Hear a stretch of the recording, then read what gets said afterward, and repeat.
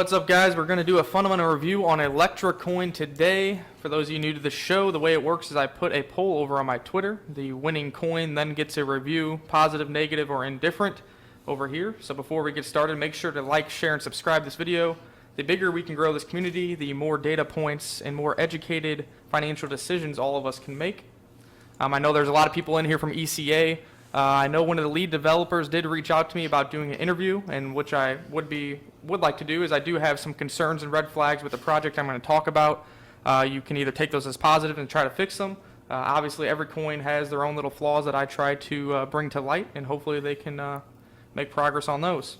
So to start, Electra is an open source community cryptocurrency project featuring decentralized and distributed governance, which is striving to have fast and secure transactions with nearly non-existent fees. When we look at it over here on the coin market cap, it has the actual total supply is 30 billion ECA. I'm not sure where coin market cap is deriving this 25 billion number here. It has 23.9 billion currently circulating with a very small market cap of $13 million, guys. Currently ranked at 363.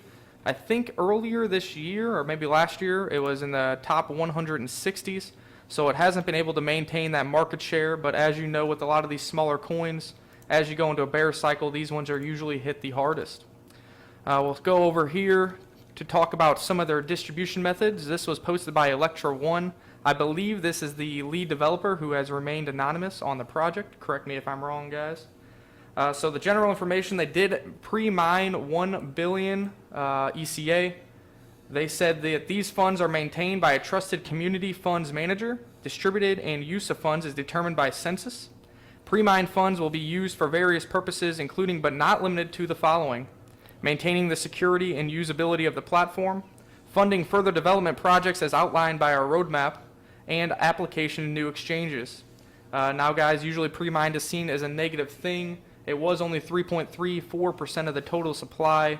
And if there is actually a governance system in place to where they utilize these funds to try to get to more exchanges and keep meeting all their roadmap goals, that is obviously going to be good for the investors and good for the community.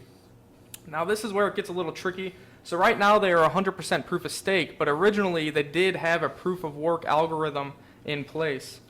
So here was just kind of a testing period where only 45 ECA were mined.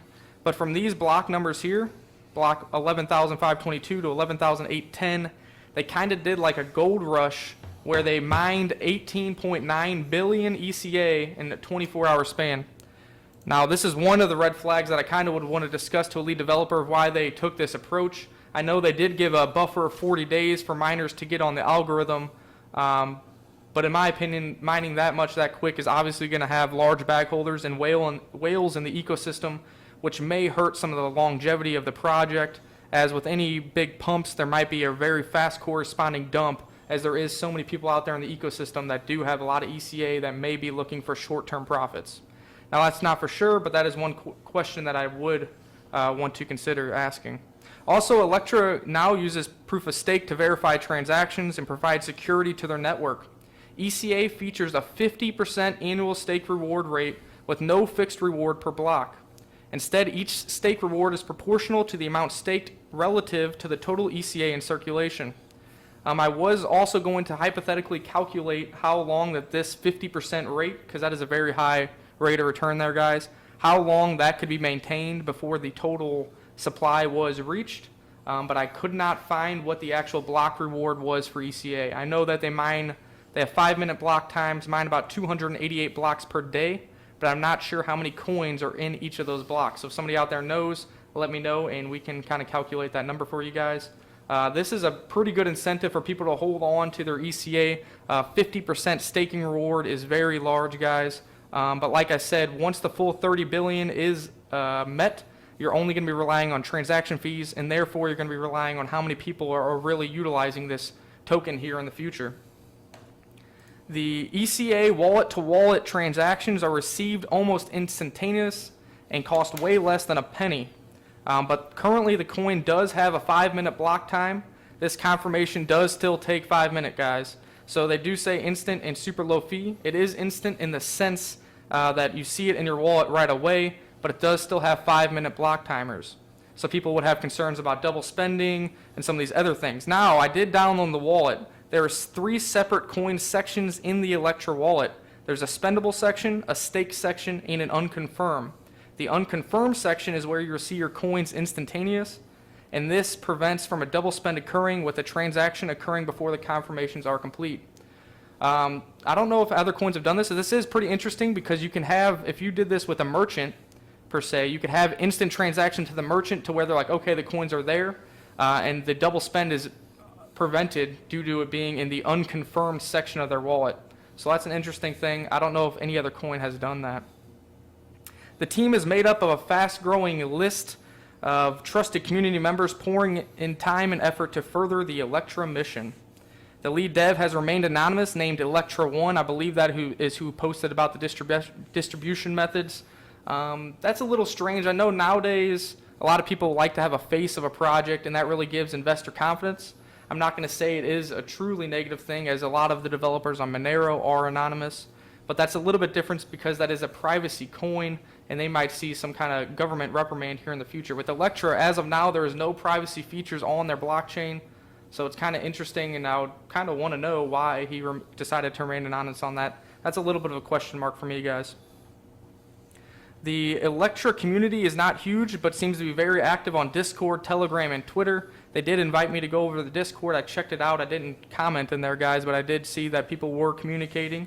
Also on their GitHub, they currently have 108,000 commits, which is nice to see that there is active development on the project. Current quality, I can't guarantee, but nonetheless, so far they have met all of the roadmap goals to date, which is very important. I know when this project first came out, this is a very new project, very small cap, guys. They didn't have a white paper yet. Obviously, that raised a lot of red flags for people. They put it on their roadmap. They produced a pretty good white map over here, providing a lot of information and a lot of the future goals here for Electra, so that was nice to see. I do think in order for this project to actually go mainstream and to capitalize on a lot of what they said, they have some important future products that must be kept and met by the Electra community. For 2Q 2018 releases, they really need to make sure that they follow through with their iOS and Android wallets. They need to release the social pay application. This is similar to what we have seen from Redcoin, Zen, and others, where payment channels is integrated into social media platforms, and a tool for tipping and payments is then implemented on there. And then lastly, they're saying that they should have atomic swap capabilities by 2Q 2018. This would be a massive feat for such a small coin. So if they can follow through with that, guys, that would be very interesting. Also for 3Q 2018, they need to have allowing optional privacy features. They talk about here on the future that they want to add privacy features to this coin. They're not sure on the method yet, but you guys that watch this show all the time know that I'm very bullish on privacy coins here for 2018. And then lastly, they are claiming by 3Q 2018 they will be deploying master nodes on the ECA network.